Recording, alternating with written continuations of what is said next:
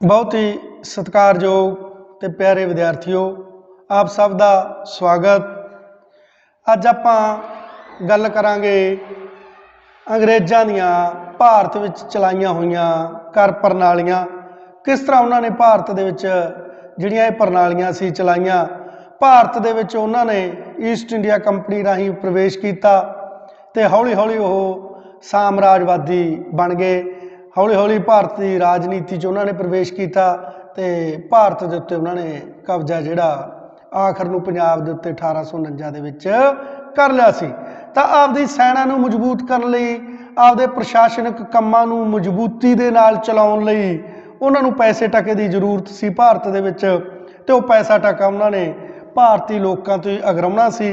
तो किस तरीके नाल अगराउणा सी, समय समय ते अंग्रेज़ां ने अपनियां चालां जिहड़ियां वो चलियां ते समय समय ते भारती किसानां ते जिमींदारां ते तां होर वर्ग ते उन्होंने जिहड़ा टैक्स है जां कर दे बोझ है वो पाए, ते बहुत ही जिहड़ी लगान प्रणाली उन्हां दी बहुत ही सख्त सी ते भारती किसानां नूं, भारती लोकां नूं बहुत ही कष्ट जिहड़े उस समय झल्लने पए सी। तां पैसे टके दी जिहड़ी लोड़ लई उन्होंने कई प्रणालियां चलाईयां, मालिया प्रणालियां चलाईयां। उहदे विच तीन जिहड़ियां मुख ने मालिया प्रणालियां, पहली स्थाई बंदोबस्त, दूजी रायतवाड़ी प्रबंध, तीजी महलवाड़ी प्रबंध। पहली स्थाई बंदोबस्त, दूजी रायतवाड़ी प्रबंध, तीजी महलवाड़ी प्रबंध। इन्हां दे विचों जिहड़ी स्थाई बंदोबस्त है वो बहुत ही मजबूत प्रणाली सी जिहड़ी अंग्रेज़ां द्वारा भारत दे विच जिहड़ी बंगाल तो चलाई गई सी। तां स्थाई बंदोबस्त 1793 ईस्वी दे विच लॉर्ड कार्नवालिस ने जिहड़ी ये उस समय चलाई सीगी, ते उहदे आपां बाद दे विच उहदे उद्देश विशेषतावां दोष जां लाभ बाद दे विच करदे आ। तां थोड़ा जिहा आपां स्थाई बंदोबस्त तो पहलां भारत दे विच किहो जिहा सिस्टम सी। अंग्रेज़ां ने जदों प्लासी ते बक्सर दीयां लड़ाइयां तो 1764 दे विच बक्सर दी लड़ाई होई सी, तां उस तो बाद जिहड़ा इन्हां ने बंगाल, बिहार, उड़ीसा की दीवानी है जिहड़ी वो लॉर्ड क्लाइव ने 65 दे विच देखो ले ली सी। 64 दे विच वो लड़ाई बक्सर दी होई सी, तो 65 दे विच लॉर्ड क्लाइव ने ये जिहड़ी दीवानी है ये अधिकार ले ले सी भी बंगाल, बिहार ते उड़ीसा दे विच जिहड़ा कर है वो असीं इकट्ठा करांगे। तां अंग्रेज़ां ने उत्थों फिर जिहड़ी पुराना जिहड़ी कर प्रणाली उन्होंने चली आउंदी सी शुरू दे विच तां उन्होंने उही चलाई, पर हौली हौली बंगाल, बिहार दे विच जिहड़ा काल है वो पै गया सी ते किसानां दीयां फसलां मर गईयां सी।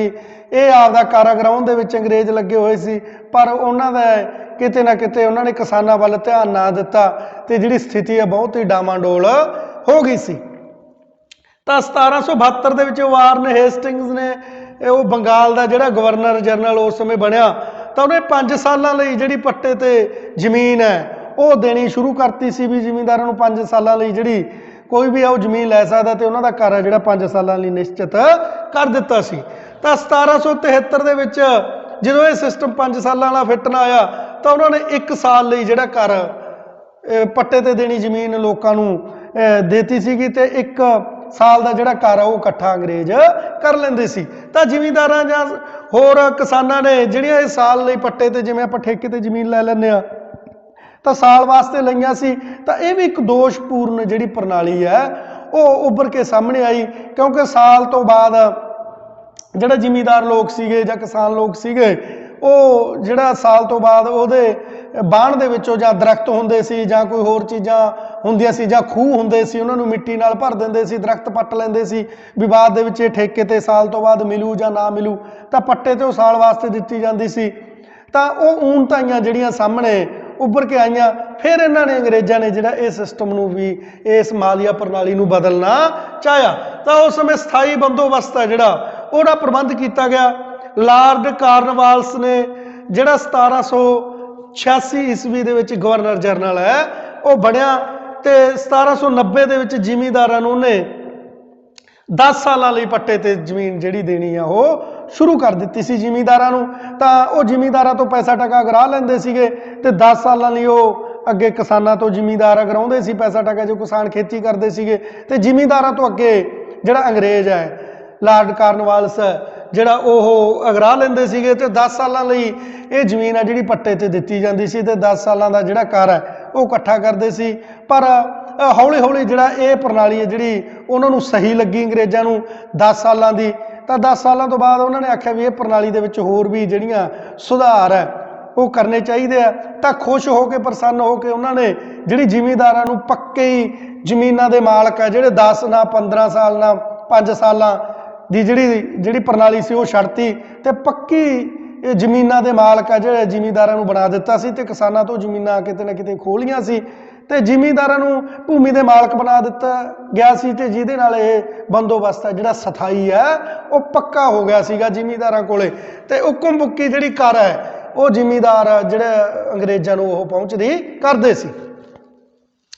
ਤਾਂ ਪ੍ਰਸੰਨ ਹੋ ਕੇ 22 ਮਾਰਚ 1793 ਨੂੰ 92 ਦੇ ਵਿੱਚ ਉਹਨਾਂ ਨੇ 10 ਸਾਲਾਂ ਲਈ ਦੇਤੀ ਤਾਂ 93 ਦੇ ਵਿੱਚ ਜਿਹੜੀ ਬੰਗਾਲ ਨੂੰ ਸਥਾਈ ਬੰਦੋਬਸਤ ਜਿਹੜੀ ਘੋਸ਼ਿਤ ਕਰ ਦਿੱਤਾ ਸੀ ਤਾਂ ਉਧਰ ਸਥਾਈ ਬੰਦੋਬਸਤ ਸਥਾਪਿਤ ਕਰਤਾ ਸੀ। ਜ਼ਿਮੀਂਦਾਰਾਂ ਨੂੰ ਪੱਕੇ ਤੌਰ ਤੇ ਜ਼ਮੀਨ ਜਾਇਦਾਦ ਆ ਜਿਹੜੀ ਉਹ ਦੇਣੀ ਮੰਨ ਲਈ ਸੀ।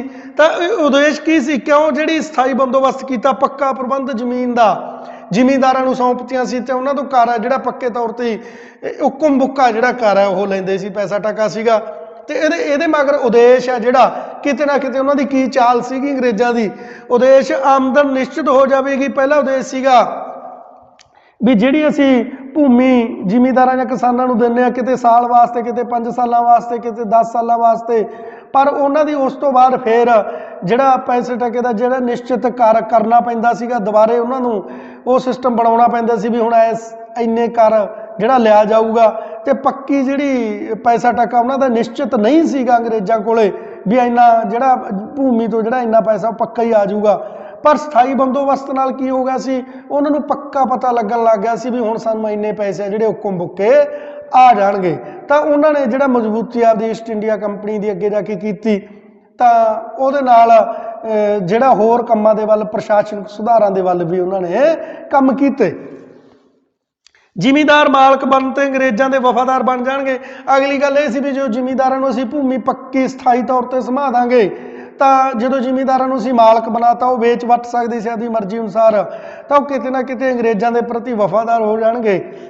ਤੇ ਜਿਹੜਾ ਅਮੀਰ ਵਰਗ ਹੈ, ਜੇਕਰ ਲੋੜ ਪਊ ਜਾਂ ਕੋਈ ਭਾਰਤ ਦੇ ਵਿੱਚ ਕ੍ਰਾਂਤੀ ਹੁੰਦੀ ਹੈ ਜਾਂ ਲੋਕ ਆਪਦਾ ਆਜ਼ਾਦ ਹੋਣ ਲਈ ਸਿਰ ਚੁੱਕਦੇ ਤਾਂ ਜ਼ਿਮੀਂਦਾਰ ਕਿਤੇ ਨਾ ਕਿਤੇ ਸਾਡੀ ਮਦਦ ਕਰਨਗੇ ਜੇਕਰ ਇਹਨਾਂ ਨੂੰ ਭੂਮੀ ਦੇ ਮਾਲਕ ਬਣਾ ਦਿੱਤਾ। ਤਾਂ ਇਹ ਵੀ ਉਹਨਾਂ ਦੀ ਇੱਕ ਚਾਲ ਸੀ ਅੰਗਰੇਜ਼ਾਂ ਦੀ। ਪੁਆਇੰਟ ਨੰਬਰ 3 ਹੈ ਜ਼ਿਮੀਂਦਾਰ ਖੇਤੀ ਦਾ ਵਿਸਥਾਰ ਕਰਨਗੇ। ਵੀ ਜ਼ਿਮੀਂਦਾਰ ਹੈ ਜਿਹੜਾ ਪਹਿਲਾਂ ਤਾਂ ਜੋ ਸਾਲ ਵਾਸਤੇ 2 ਸਾਲਾਂ ਬਾਅਦ 5 ਸਾਲਾਂ ਵਾਸਤੇ ਦਿੱਤੀ ਜਾਂਦੀ ਸੀ ਤਾਂ ਜ਼ਿਮੀਂਦਾਰ ਹੈ ਜਿਹੜਾ ਭੂਮੀ ਵੱਲ ਧਿਆਨ ਨਹੀਂ ਸੀ ਕਰਦੇ, ਉਹਨਾਂ ਨੂੰ ਪੱਧਰ ਨਹੀਂ ਸੀ ਕਰਦੇ, ਉਹਨਾਂ ਦੀ ਵਾਹੀਯੋਗ ਜ਼ਮੀਨਾਂ ਨੂੰ ਬਣਾਉਂਦੇ ਨਹੀਂ, ਸਿੰਚਾਈ ਵਾਲੀਆਂ ਜ਼ਮੀਨਾਂ ਨਹੀਂ ਸੀ ਬਣਾਉਂਦੇ। ਉਹਨਾਂ ਨੂੰ ਪਤਾ ਨਹੀਂ ਸੀ ਹੁੰਦਾ ਵੀ ਗਾਹਾਂ ਨੂੰ ਕੀ ਪਤਾ ਕਿਹੜਾ ਜ਼ਿਮੀਂਦਾਰ ਆ ਕੇ ਇਹਨੂੰ ਪੱਟੇ ਤੇ ਲੈ ਲੇ ਬਾਹਰ ਨੂੰ। ਤਾਂ ਇਸ ਕਰਕੇ ਉਹ ਦਰਖਤ ਪੱਟ ਲੈਂਦੇ ਸੀ, ਖੂਹਾਂ ਨੂੰ ਮਿੱਟੀ ਦੇ ਨਾਲ ਭਰ ਦਿੰਦੇ ਸੀ ਜਦੋਂ ਉਹਨਾਂ ਦਾ ਸਮਾਂ ਪੂਰਾ ਹੋ ਜਾਂਦਾ ਸੀ। ਪਰ ਜ਼ਿਮੀਂਦਾਰ ਕਿਤੇ ਨਾ ਕਿਤੇ ਕਹਿੰਦੇ ਵੀ ਜੋ ਸਥਾਈ ਤੇ ਪੱਕੇ ਇਹ ਬਣਾਤੇ, ਮਾਲਕ ਬਣਾਤੇ ਭੂਮੀ ਦੇ, ਤਾਂ ਇਹ ਭੂਮੀ ਦਾ ਸੁਧਾਰ ਵੀ ਕਰਨਗੇ, ਭੂਮੀ ਨੂੰ ਵਾਹੀਯੋਗ ਵੀ ਬਣਾਉਣਗੇ ਤੇ ਜਿਹਦੇ ਨਾਲ ਖੇਤੀ ਜ਼ਿਆਦਾ ਹੋਊ, ਆਮਦਨ ਜ਼ਿਆਦਾ ਹੋਊ। ਇਹ ਵੀ ਇੱਕ ਉਹਨਾਂ ਦਾ ਉਦੇਸ਼ ਸੀਗਾ। ਕੰਪਨੀ ਸ਼ਹਿਰ ਦੇ ਅਮੀਰ ਵਰਗ ਨੂੰ ਖੇਤੀ ਕੰਮਾਂ ਲਈ ਪ੍ਰੇਰਿਤ ਕਰ ਸਕੇਗੀ। ਜਿਹੜੀ ਸ਼ਹਿਰਾਂ ਦੇ ਵਿੱਚ ਅਮੀਰ ਵਰਗ ਬੈਠਾ ਸੀ ਕਿਤੇ ਨਾ ਕਿਤੇ ਉਹ ਚਾਹੁੰਦੇ ਸੀ ਅੰਗਰੇਜ਼ ਵੀ ਇਹ ਵੀ ਖੇਤੀ ਵੱਲ ਆਉਣ ਤੇ ਖੇਤੀ ਵੱਲ ਪ੍ਰੇਰਿਤ ਹੋਣ। ਜਦੋਂ ਵਾਹੀਯੋਗ ਜ਼ਮੀਨਾਂ ਜ਼ਿਆਦੀਆਂ ਹੋ ਗਈਆਂ ਤੇ ਆਪੀ ਇਹ ਖੇਤੀ ਵੱਲ ਜਾਣਗੇ, ਲੋਕ ਹੈ ਜਿਹੜੇ ਜ਼ਿਮੀਂਦਾਰ ਇਹ ਬਣਨਗੇ ਤਾਂ ਅੱਗੇ ਜਾ ਕੇ ਕਿਸਾਨਾਂ ਨੂੰ ਜ਼ਮੀਨਾਂ ਦੇਣਗੇ ਤੇ ਜਿਹੜੇ ਅਮੀਰ ਵਰਗ ਹੈ ਇਹ ਜਿਹੜਾ ਪੈਸਾ ਟਕਾ ਆਪਦਾ ਖੇਤੀ ਦੇ ਵਿੱਚ ਲਾ ਦੂਗਾ ਤੇ ਜਿਹੜੇ ਉਦਯੋਗ ਹੈ ਉਹ ਨਾ ਲਾਊਗਾ, ਕਿਉਂਕਿ ਅੰਗਰੇਜ਼ ਆਪ ਉਦਯੋਗ ਸਥਾਪਿਤ ਕਰਦੇ ਸੀ। ਕਿਉਂਕਿ ਜੇਕਰ ਉਹ ਉਦਯੋਗ ਸ਼ਹਿਰਾਂ ਵਾਲੇ ਸਥਾਪਿਤ ਕਰ ਲੈਂਦੇ ਤਾਂ ਕੱਚਾ ਮਾਲ ਉਰੀ ਵਰਤੋਂ ਭਾਰਤ 'ਚ ਹੀ ਹੋਣ ਲੱਗ ਜਾਣੀ ਸੀ ਉਹਦੀ ਕੱਚੇ ਮਾਲ ਦੀ। ਪਰ ਇਹ ਗੱਲ ਨੂੰ ਸਹਿ ਨਹੀਂ ਸੀ ਕਰ ਸਕਦੇ ਅੰਗਰੇਜ਼, ਉਹ ਕਿਤੇ ਨਾ ਕਿਤੇ ਕੱਚੇ ਮਾਲ ਨੂੰ ਇੰਗਲੈਂਡ ਦੇ ਵਿੱਚ ਲਿਜਾਣਾ ਚਾਹੁੰਦੇ ਸੀ। ਇਸ ਕਰਕੇ ਅਮੀਰ ਵਰਗ ਨੂੰ ਉਹ ਉਦਯੋਗ ਲਾਉਣ ਹੀ ਨਹੀਂ ਸੀ ਦਿੰਦੇ ਭਾਰਤ ਦੇ ਵਿੱਚ।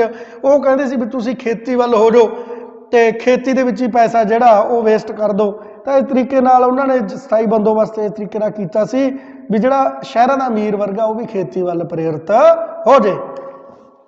ਤਾਂ ਵਿਸ਼ੇਸ਼ਤਾਵਾਂ ਕੀ ਸੀਗੀਆਂ ਇਹਦੀਆਂ, ਕੀ ਕੀਤਾ ਇਹਨਾਂ ਨੇ ਜਿਹੜਾ ਸਥਾਈ ਬੰਦੋਬਸਤ ਦੇ ਵਿੱਚ ਸੀਗਾ?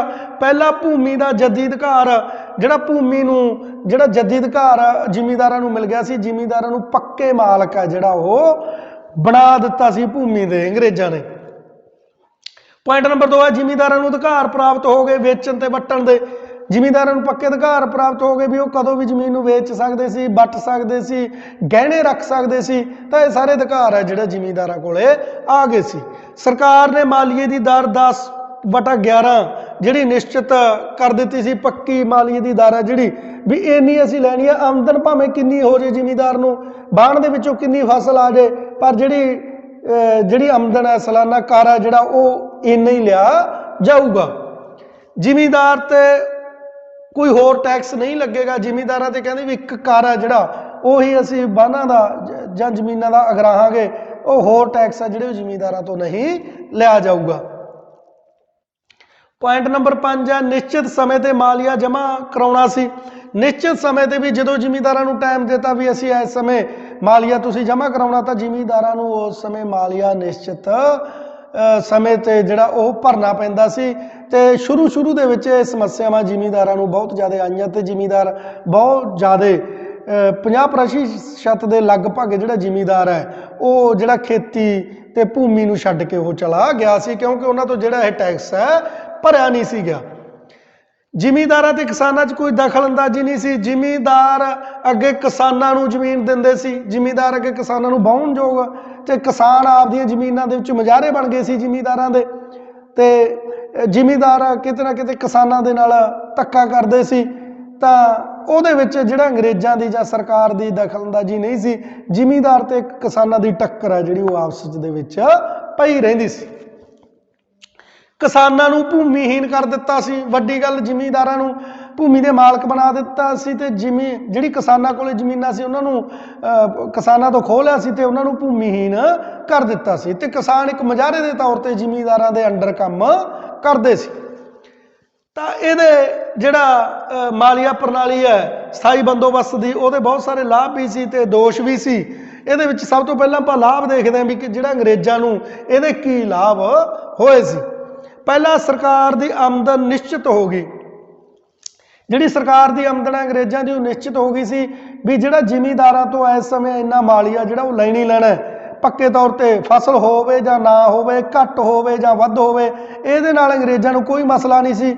ਤੇ ਪੱਕੇ ਤੌਰ ਤੇ ਕਰ ਆ ਜਿਹੜਾ ਉਹਨਾਂ ਨੇ ਲੈ ਲੈਣਾ ਸੀਗਾ, ਤੇ ਇਹਦੇ ਨਾਲ ਜਿਹੜਾ ਉਹ ਹੋਰ ਕੰਮਾਂ ਦੇ ਵੱਲ ਵੀ ਧਿਆਨ ਦੇ ਸਕੇ। ਤੇ ਜਿਸ ਕਰਕੇ ਪਹਿਲਾਂ 5 ਸਾਲਾਂ ਲਈ ਜਾਂ ਸਾਲ ਲਈ ਜ਼ਮੀਨ ਨੂੰ ਪੱਟੇ ਤੇ ਦਿੱਤਾ ਜਾਂਦਾ ਸੀ, ਤਾਂ ਉਦੋਂ ਉਹਨਾਂ ਦੀ ਜਿਹੜੀ ਆਮਦਨ ਹੈ ਅੰਗਰੇਜ਼ਾਂ ਦੀ ਨਿਸ਼ਚਿਤ ਨਹੀਂ ਸੀ, ਪੱਕੀ ਨਹੀਂ ਸੀ।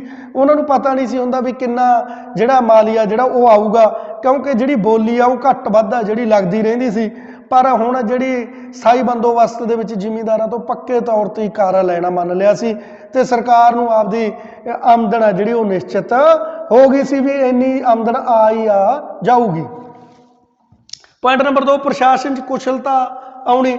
ਤਾਂ ਜਦੋਂ ਪੱਕੀ ਨਿਸ਼ਚਿਤ ਸਿਸਟਮ ਹੋ ਗਿਆ ਅੰਗਰੇਜ਼ਾਂ ਦਾ, ਪੱਕਾ ਕਰ ਆਉਣਾ ਸ਼ੁਰੂ ਹੋ ਗਿਆ, ਆਮਦਨ ਨਿਸ਼ਚਿਤ ਹੋ ਗਈ, ਤਾਂ ਉਹਨਾਂ ਨੇ ਹੋਰ ਪ੍ਰਸ਼ਾਸਨਿਕ ਕੰਮਾਂ ਵੱਲ ਧਿਆਨ ਦੇਣਾ ਸ਼ੁਰੂ ਕਰਤਾ। ਖੇਤੀ ਤੋਂ ਬਾਅਦ ਦੂਜੇ ਹੋਰ ਕਈ ਕੰਮ ਸੀ ਭਾਰਤ ਦੇ ਵਿੱਚ ਕਰਨ ਵਾਲੇ। ਤਾਂ ਇਧਰੋਂ ਜਿਹੜਾ ਪੱਕੀ ਆਮਦਨ ਹੈ ਖੇਤੀ ਵੱਲੋਂ ਜ਼ਿਮੀਂਦਾਰਾਂ ਵੱਲੋਂ ਜਿਹੜਾ ਕਰ ਆ ਜਾਂਦਾ ਸੀ, ਤਾਂ ਉਹ ਹੋਰ ਕੰਮਾਂ ਵੱਲ ਲਾਉਣਾ ਉਹਨਾਂ ਨੇ ਸ਼ੁਰੂ ਕਰਤਾ। ਤੇ ਪ੍ਰਸ਼ਾਸਨਿਕ ਕੁਸ਼ਲਤਾ ਜਿਹੜੀ ਹੌਲੀ ਹੌਲੀ ਅੰਗਰੇਜ਼ਾਂ ਦੇ ਵਿੱਚ ਆਉਣੀ ਸ਼ੁਰੂ ਹੋ ਗਈ ਸੀ। ਖੇਤੀ ਦਾ ਉੱਨਤ ਹੋਣਾ, ਜ਼ਿਮੀਂਦਾਰਾਂ ਨੇ ਖੇਤੀ ਵੱਲ ਧਿਆਨ ਕਰ ਲਿਆ, ਤੇ ਜ਼ਿਮੀਂਦਾਰਾਂ ਨੂੰ ਜੋ ਪਤਾ ਲੱਗ ਗਿਆ ਵੀ ਅਸੀਂ ਪੱਕੇ ਅਧਿਕਾਰੀ ਬਣ ਗਏ, ਭੂਮੀ ਦੇ ਪੱਕੇ ਮਾਲਕ ਬਣ ਗਏ, ਅਸੀਂ ਵੇਚ ਵੀ ਸਕਦੇ ਹਾਂ ਤੇ ਖਰੀਦ ਵੀ ਸਕਦੇ ਹਾਂ ਤੇ ਗਹਿਣੇ ਵੀ ਰੱਖ ਸਕਦੇ ਹਾਂ, ਤਾਂ ਉਹਨਾਂ ਨੇ ਖੇਤੀ ਵੱਲ ਧਿਆਨ ਕੀਤਾ ਤੇ ਖੇਤੀ ਨੂੰ ਪੱਧਰਾ ਕੀਤਾ, ਜ਼ਮੀਨਾਂ ਨੂੰ ਭੂਮੀ ਯੋਗ ਬਣਾਇਆ, ਉਹਨਾਂ ਨੂੰ ਸਿੰਚਾਈ ਦਾ ਪ੍ਰਬੰਧ ਕੀਤਾ, ਤਾਂ ਕਿਤੇ ਨਾ ਕਿਤੇ ਆਮਦਨ ਜਿਹੜੀ ਵਧਣੀ ਉਹ ਜ਼ਿਮੀਂਦਾਰਾਂ ਦੀ ਸ਼ੁਰੂ ਹੋ ਗਈ ਸੀ। ਬ੍ਰਿਟਿਸ਼ ਸਰਕਾਰ ਨੂੰ ਸਥਿਰਤਾ ਪ੍ਰਾਪਤ ਹੋ ਗਈ, ਬ੍ਰਿਟਿਸ਼ ਰਾਜ ਨੂੰ ਜਿਹੜੀ ਸਥਿਰਤਾ ਪੱਕੀ ਸਥਿਰਤਾ ਪ੍ਰਾਪਤ ਹੋ ਗਈ ਸੀ। ਪਹਿਲਾਂ ਡਰਦੇ ਰਹਿੰਦੇ ਸੀ ਵੀ ਕਿਤੇ ਨਾ ਕਿਤੇ ਜਿਹੜਾ ਭਾਰਤੀ ਲੋਕ ਵਿਦਰੋਹ ਨਾ ਕਰ ਦੇਣ, ਪਰ ਜਿਹੜੇ ਉੱਚੇ ਘਰਾਣੇ ਸੀਗੇ ਜ਼ਿਮੀਂਦਾਰ ਲੋਕ ਸੀ ਉਹਨਾਂ ਨੂੰ ਇਹਨਾਂ ਨੇ ਆਪਦੇ ਨਾਲ ਜੋੜ ਲਿਆ, ਉਹਨਾਂ ਨੂੰ ਭੂਮੀ ਦੇ ਮਾਲਕ ਬਣਾ ਦਿੱਤਾ ਸੀ। ਕਿਤੇ ਨਾ ਕਿਤੇ ਜ਼ਿਮੀਂਦਾਰ ਲੋਕ ਅੰਗਰੇਜ਼ਾਂ ਦਾ ਪੱਖ ਲੈਣਾ ਸ਼ੁਰੂ ਕਰ ਦਿੱਤਾ ਸੀ, ਤਾਂ ਉਹਨਾਂ ਨੂੰ ਮਜ਼ਬੂਤੀ ਮਿਲ ਗਈ, ਅੰਗਰੇਜ਼ਾਂ ਨੂੰ ਸਥਿਰਤਾ ਮਿਲ ਗਈ, ਪੱਕੀ ਆਮਦਨ ਆ ਜਿਹੜੀ ਕਰ ਆ ਜਿਹੜੀ ਪੱਕੀ ਆਉਣੀ ਸ਼ੁਰੂ ਹੋ ਗਈ ਸੀ, ਤਾਂ ਉਹਨਾਂ ਨੇ ਹੋਰ ਕੰਮਾਂ ਵੱਲ ਧਿਆਨ ਦੇਣਾ ਸ਼ੁਰੂ ਕਰ ਦਿੱਤਾ ਸੀ। ਤਾਂ ਮਜ਼ਬੂਤੀ ਆ ਜਿਹੜੀ ਭਾਰਤ ਦੇ ਵਿੱਚ ਸਥਾਈ ਬੰਦੋਬਸਤ ਦੇ ਨਾਲ ਅੰਗਰੇਜ਼ਾਂ ਦੀ ਬਣ ਗਈ ਸੀ। ਤਾਂ ਲਾਭ ਹੋਣ ਦੇ ਨਾਲ ਨਾਲ ਕਈ ਸਥਾਈ ਬੰਦੋਬਸਤ ਦੇ ਵਿੱਚ ਦੋਸ਼ ਵੀ ਸੀ ਇਸ ਪ੍ਰਣਾਲੀ ਦੇ। ਉਹ ਦੋਸ਼ਾਂ ਨੂੰ ਆਪਾਂ ਦੇਖਣ ਦੀ ਕੋਸ਼ਿਸ਼ ਕਰਦੇ ਹਾਂ। ਪਹਿਲਾਂ ਦੇਖੋ, ਸ਼ੁਰੂ ਵਿੱਚ ਜ਼ਿਮੀਂਦਾਰਾਂ ਲਈ ਵਿਨਾਸ਼ਕਾਰੀ ਸਿੱਧ ਹੋਈ ਇਹ ਪ੍ਰਣਾਲੀ। ਸ਼ੁਰੂ ਦੇ ਵਿੱਚ ਜਿਹੜਾ ਆਮਦਨ ਘੱਟ ਸੀ, ਕਿਉਂਕਿ ਅਜੇ ਵਾਹੀਯੋਗ ਜ਼ਮੀਨਾਂ ਹੋਈਆਂ ਨਹੀਂ ਸੀ, ਸਿੰਚਾਈਯੋਗ ਨਹੀਂ ਹੋਈਆਂ ਸੀ। ਪਰ ਜਿਹੜਾ ਮਾਲੀਆ ਉਹ ਨਿਸ਼ਚਿਤ ਕਰਤਾ ਸੀ ਅੰਗਰੇਜ਼ਾਂ ਨੇ ਜ਼ਿਮੀਂਦਾਰਾਂ ਤੇ ਵੀ ਇੰਨਾ ਮਾਲੀਆ ਤੁਹਾਡੇ ਤੋਂ ਲੈਣੀ ਲੈਣਾ ਤੇ ਇੰਨਾ ਬਾਣ ਤੁਹਾਨੂੰ ਦਿੱਤਾ ਸੀ। ਤਾਂ ਉਹਦੇ ਨਾਲ ਕੀ ਹੋਇਆ, ਅਜੇ ਬਾਣਾਂ ਦੇ ਵਿੱਚੋਂ ਉਨੀ ਫਸਲ ਨਹੀਂ ਸੀ ਆਉਣ ਲੱਗੀ, ਭੂਮੀ ਯੋਗ ਬਾਣ ਨਹੀਂ ਸੀ ਹੋਏ, ਸਿੰਚਾਈ ਨਹੀਂ ਸੀ ਹੋਣ ਲੱਗੀ, ਤਾਂ ਕਿਤੇ ਨਾ ਕਿਤੇ ਜ਼ਿਮੀਂਦਾਰਾਂ ਨੂੰ ਘਾਟਾ ਪਿਆ ਤੇ ਉਹਨਾਂ ਨੂੰ ਜਿਹੜਾ ਮਾਲੀਆ ਕਰ ਆ ਉਹ ਪੂਰਾ ਦੇਣਾ ਪੈਂਦਾ ਸੀ। ਤੇ ਬਹੁਤ ਜ਼ਿਆਦਾ ਕਹਿੰਦੇ ਵੀ 50% ਦੇ ਲਗਭਗ ਜ਼ਿਮੀਂਦਾਰ ਆ ਜਿਹੜੇ ਉਹ ਸ਼ੁਰੂ ਦੇ ਵਿੱਚ ਇਹ ਭੂਮੀ ਨੂੰ ਛੱਡ ਕੇ ਉਹ ਚਲੇ ਗਏ ਸੀਗੇ। ਉਹਨਾਂ ਨੇ ਇਹ ਕੰਮ ਜਿਹੜਾ ਜ਼ਿਮੀਂਦਾਰਾਂ ਵਾਲਾ ਛੱਡ ਦਿੱਤਾ ਸੀ। ਕਿਸਾਨਾਂ ਦੇ ਹਿੱਤਾਂ ਦੀ ਅਣਦੇਖੀ, ਕਿਸਾਨਾਂ ਜ਼ਿਮੀਂਦਾਰਾਂ ਨੂੰ ਤਾਂ ਇਹ ਸਹੂਲਤਾਂ ਪ੍ਰਾਪਤ ਹੋ ਗਈਆਂ ਪਰ ਕਿਸਾਨਾਂ ਨੂੰ ਕੋਈ ਜਿਹੜੀ ਸਹੂਲਤ ਇਹਦੇ ਵਿੱਚ ਨਾ ਮਿਲੀ। ਕਿਸਾਨਾਂ ਨੂੰ ਭੂਮੀਹੀਨ ਕਰ ਦਿੱਤਾ ਗਿਆ ਸੀ, ਉਹਨਾਂ ਨੂੰ ਜ਼ਿਮੀਂਦਾਰਾਂ ਦੇ ਅਧੀਨ ਮੁਜ਼ਾਹਰੇ ਦੇ ਤੌਰ ਤੇ ਕੰਮ ਕਰਨਾ ਪੈਂਦਾ ਸੀ। ਜੇਕਰ ਫਸਲ ਵੱਧ ਘੱਟ ਹੋ ਜਾਂਦੀ, ਜ਼ਿਮੀਂਦਾਰ ਅੱਗੇ ਕਿਸਾਨਾਂ ਨੂੰ ਫਸਲਾਂ ਬੀਜਣ ਲਈ ਕਹਿੰਦੇ ਸੀ ਤਾਂ ਵੱਧ ਘੱਟ ਹੋ ਜਾਂਦੀ ਸੀ, ਉਹ ਕਿਸਾਨਾਂ ਨੂੰ ਭਰਨੀ ਪੈਂਦੀ ਸੀ। ਕਿਤੇ ਨਾ ਕਿਤੇ ਕਿਸਾਨ ਆ ਜਿਹੜੇ ਗਰੀਬ ਹੁੰਦੇ ਗਏ, ਉਹਨਾਂ ਦੀ ਆਰਥਿਕ ਦਿਸ਼ਾ ਬਹੁਤ ਕਮਜ਼ੋਰ ਹੋ ਗਈ ਤੇ ਉਹਨਾਂ ਨੂੰ ਕੋਈ ਸਹੂਲਤ ਸਰਕਾਰ ਵੱਲੋਂ ਨਹੀਂ ਦਿੱਤੀ ਜਾਂਦੀ ਸੀ। ਉਹ ਕੇਵਲ ਤੇ ਕੇਵਲ ਜ਼ਿਮੀਂਦਾਰਾਂ ਦੇ ਅਧੀਨ ਸੀਗੇ ਤੇ ਜ਼ਿਮੀਂਦਾਰ ਉਹਨਾਂ ਤੇ ਬਹੁਤ ਜ਼ਿਆਦਾ ਅਤਿਆਚਾਰ ਕਰਦੇ ਸੀ। ਜ਼ਿਮੀਂਦਾਰ ਜ਼ਿਆਦਾ ਕਰ ਗਰਾਉਂਦੇ ਸੀ ਤੇ ਅੱਗੇ ਜਾ ਕੇ ਉਹ ਘੱਟ ਕਰ ਅੰਗਰੇਜ਼ਾਂ ਨੂੰ ਦਿੰਦੇ ਸੀ। ਬਹੁਤ ਜ਼ਿਆਦਾ ਕਰ ਉਹ ਪੈਸਾ ਟਕਾ ਜਿਹੜਾ ਫਸਲਾਂ ਉਹ ਆਪ ਵਿਚਾਲੇ ਰੱਖ ਜਾਂਦੇ ਸੀ। ਜ਼ਿਮੀਂਦਾਰ ਸੀ ਜਿਹੜੇ ਵਿਚੋਲੇ ਦੇ ਤੌਰ ਤੇ। ਸਰਕਾਰ ਨੂੰ ਆਰਥਿਕ ਨੁਕਸਾਨ, ਪੁਆਇੰਟ ਨੰਬਰ 3 ਹੈ, ਸਰਕਾਰ ਨੂੰ ਆਰਥਿਕ ਨੁਕਸਾਨ ਹੈ ਜਿਹੜਾ ਉਹ ਹੋਣਾ ਸ਼ੁਰੂ ਹੋ ਗਿਆ ਸੀ, ਕਿਉਂਕਿ ਸਥਾਈ ਬੰਦੋਬਸਤ ਦੇ ਨਾਲ ਜਿਹੜੀ ਅੰਗਰੇਜ਼ਾਂ ਦੀ ਆਮਦਨ ਆ ਉਹ ਨਿਸ਼ਚਿਤ ਹੋ ਗਈ ਸੀ। ਜਿਹੜਾ ਕਰ ਆ ਉਹ ਪੱਕੇ ਤੌਰ ਤੇ ਜ਼ਿਮੀਂਦਾਰ ਉਨੀ ਦਿੰਦੇ ਸੀ ਤੇ ਫਸਲਾਂ ਬਹੁਤ ਜ਼ਿਆਦੀਆਂ ਹੋਣੀਆਂ ਸ਼ੁਰੂ ਹੋ ਗਈਆਂ ਸੀ। ਬਾਅਦ ਦੇ ਵਿੱਚ ਜ਼ਮੀਨਾਂ ਨੂੰ ਪੱਧਰੀਆਂ ਕਰ ਲਿਆ ਸੀ ਜ਼ਿਮੀਂਦਾਰਾਂ ਨੇ, ਭੂਮੀ ਯੋਗ ਬਣਾ ਲਿਆ ਸੀ, ਉਹਨਾਂ ਤੇ ਸਿੰਚਾਈ ਦੇ ਪ੍ਰਬੰਧ ਕਰ ਲਏ ਸੀ, ਖੂਹਾਂ ਦਾ ਪ੍ਰਬੰਧ ਕਰ ਲਿਆ ਸੀਗਾ। ਤਾਂ ਉਹਦੇ ਨਾਲ ਜਿਹੜਾ ਜ਼ਿਮੀਂਦਾਰਾਂ ਦੀ ਆਮਦਨ ਬਹੁਤ ਜ਼ਿਆਦਾ ਹੋਈ ਪਰ ਉਹਨਾਂ ਨੂੰ ਜਿਹੜਾ ਕਰ ਹੈ ਉਹ ਨਿਸ਼ਚਿਤ ਰੂਪ ਦੇ ਵਿੱਚ ਅੰਗਰੇਜ਼ਾਂ ਨੂੰ ਅੱਗੇ ਦੇਣਾ ਪੈਂਦਾ ਸੀ, ਜਿਹਦੇ ਨਾਲ ਅੰਗਰੇਜ਼ਾਂ ਨੂੰ ਆਰਥਿਕ ਨੁਕਸਾਨ ਹੋਣਾ ਸ਼ੁਰੂ ਹੋ ਗਿਆ ਤੇ ਜ਼ਿਮੀਂਦਾਰ ਵਿਚਾਲੇ ਬੈਠੇ ਸੀ ਜਿਹੜੇ ਉਹ ਅਮੀਰ ਹੋਣੇ ਸ਼ੁਰੂ ਹੋ ਗਏ ਤੇ ਕੰਮ ਆ ਜਿਹੜੇ ਕਿਸਾਨ ਕਰਦੇ ਸੀ ਤੇ ਸਿਰੇ ਤੇ ਸਰਕਾਰ ਨੂੰ ਵੀ ਘਾਟਾ ਪੈਣਾ ਸ਼ੁਰੂ ਹੋ ਗਿਆ। ਵਿਚਾਲੇ ਜਿਹੜੇ ਜ਼ਿਮੀਂਦਾਰ ਸੀ ਉਹ ਹੋਰ ਅਮੀਰ ਹੁੰਦੇ ਗਏ। ਗੈਰ ਹਾਜ਼ਰ ਜ਼ਿਮੀਂਦਾਰਾਂ ਦਾ ਉਹਦੇ ਪੁਆਇੰਟ ਨੰਬਰ 4 ਹੈ, ਗੈਰ ਹਾਜ਼ਰ ਜ਼ਿਮੀਂਦਾਰਾਂ ਦਾ ਉਹਦੇ ਹੋ ਗਿਆ। ਗੈਰ ਹਾਜ਼ਰ ਜ਼ਿਮੀਂਦਾਰ ਹੌਲੀ ਹੌਲੀ ਪਿੰਡਾਂ ਨੂੰ ਛੱਡ ਕੇ ਸ਼ਹਿਰਾਂ 'ਚ ਚਲੇ ਗਏ, ਐਸ਼ੋ ਆਰਾਮ ਦੀ ਜ਼ਿੰਦਗੀ ਬਤੀਤ ਕਰਨੀ ਸ਼ੁਰੂ ਕਰਤੀ। ਇੱਕ ਰਾਜੇ ਦੇ ਤੌਰ ਤੇ ਜ਼ਿਮੀਂਦਾਰ ਆ ਉਹ ਰਹਿਣਾ ਸ਼ੁਰੂ ਕਰਤਾ ਤੇ ਕਿਸਾਨ ਮੁਜ਼ਾਹਰੇ ਦੇ ਤੌਰ ਤੇ ਖੇਤਾਂ ਦੇ ਵਿੱਚ ਉਸੇ ਤਰੀਕੇ ਨਾਲ ਹੀ ਕੰਮ ਕਰੀ ਜਾਂਦੇ ਸੀ। ਤਾਂ ਇਹਦੇ ਨਾਲ ਕੀ ਹੋਇਆ, ਜ਼ਿਮੀਂਦਾਰ ਆਪ ਤਾਂ ਪਿੰਡਾਂ ਦੇ ਵਿੱਚ ਆਉਂਦੇ ਨਹੀਂ ਸੀ ਕਰ ਕਰਾਉਣ, ਉਹਨਾਂ ਨੇ ਆਪਦੇ ਗੁੰਡੇ ਰੱਖੇ ਹੋਏ ਸੀ ਵਿਚਾਲੇ ਤੇ ਉਹ ਗੁੰਡੇ ਕਿਸਾਨਾਂ ਤੋਂ ਜਿਹੜਾ ਪੈਸਾ ਟਕਾ ਜਿਹੜਾ ਫਸਲ ਦਾ ਕਰ ਹੈ ਉਹ ਉਗਰਾਉਂਦੇ ਸੀ ਤੇ ਉਹ ਕਿਸਾਨਾਂ ਤੇ ਬਹੁਤ ਅਤਿਆਚਾਰ ਕਰਦੇ ਸੀ। ਕਿਸਾਨਾਂ ਦੀ ਕਿਤੇ ਕੋਈ ਗੱਲ ਨਹੀਂ ਸੀ ਸੁਣੀ ਜਾਂਦੀ, ਅਪੀਲ ਦਲੀਲ ਵਕੀਲ ਕੋਈ ਕਰਨ ਦਾ ਅਧਿਕਾਰ ਨਹੀਂ ਸੀ ਕਿਸਾਨਾਂ ਨੂੰ ਭੂਮੀਹੀਨ ਕਰ ਦਿੱਤਾ ਗਿਆ ਸੀ। ਇਹਦੇ ਨਾਲ ਕਿਤੇ ਨਾ ਕਿਤੇ ਬਹੁਤ ਜ਼ਿਆਦਾ ਘਾਟਾ ਜਿਹੜਾ ਉਹ ਪਿਆ ਤੇ ਜ਼ਿਮੀਂਦਾਰਾਂ ਨੂੰ ਕਿਸਾਨਾਂ ਨਾਲ ਕੋਈ ਲਗਾਓ ਨਹੀਂ ਸੀ, ਕਿਉਂਕਿ ਉਹ ਸ਼ਹਿਰਾਂ ਦੇ ਵਿੱਚ ਜਾ ਬੈਠੇ ਸੀ। ਗੈਰ ਹਾਜ਼ਰ ਜ਼ਿਮੀਂਦਾਰ ਜਿਹੜੇ ਹੋ ਗਏ ਸੀਗੇ।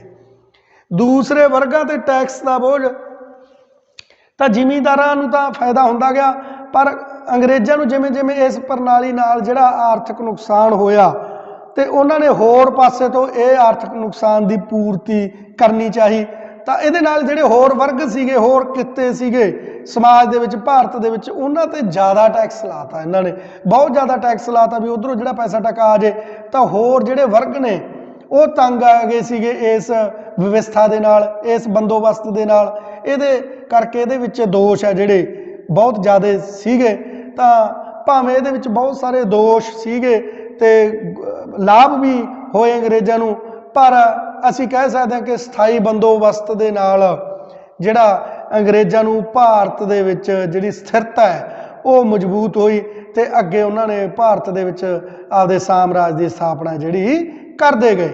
ਤੇ ਉਸ ਤੋਂ ਅੱਗੇ ਰਾਇਤਵਾੜੀ ਪ੍ਰਬੰਧ ਤੇ ਮਹਿਲਵਾੜੀ ਪ੍ਰਬੰਧ ਤੇ ਕਰਜ਼ਾ ਪ੍ਰਣਾਲੀਆਂ ਜਿਹੜੀਆਂ ਉਹ ਆਪਾਂ ਅਗਲੇ ਟੌਪਿਕ ਦੇ ਵਿੱਚ ਗੱਲ ਕਰਾਂਗੇ। ਧੰਨਵਾਦ।